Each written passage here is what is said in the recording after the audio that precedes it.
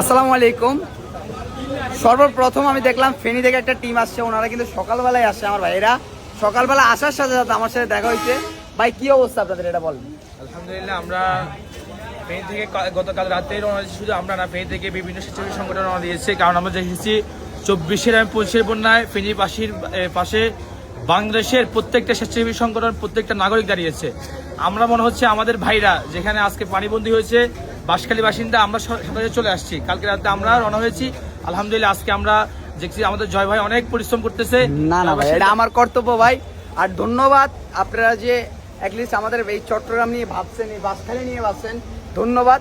এবং অনেকেই আছে যারা দেখে আছে কিন্তু কিছু করতেছে না। তাদের উদ্দেশ্যও বলতে চাই, আমি বলি তাদের উদ্দেশ্যও বলতে চাই, আপনারা এদিকে একটু ফোকাস দেওয়ার চেষ্টা করেন, কারণ এদিকের মানুষ খুব কষ্ট পাচ্ছে ভিতর দিকে। আমি একটা কথা বলি, জয় ভাইয়ের এলাকায় কিন্তু পানি অনেক, না না, উনি কিন্তু এদিকে চলে আসছে। এটা হচ্ছে আমার এলাকায় টানা 2 দিন আমরা যতটুকু পারছি ততটুকু কাজ করছি, করার চেষ্টা করছি।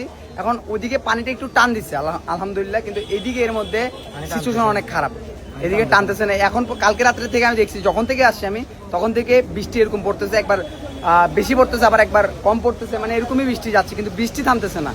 যাই হোক ভাইয়া, ধন্যবাদ আপনাদেরকে, আপনারা এত কষ্ট করে আমাদের এখানে চট্টগ্রামের মানুষের পাশে দাঁড়ানোর জন্য। ধন্যবাদ ফেনী, লাভ ইউ।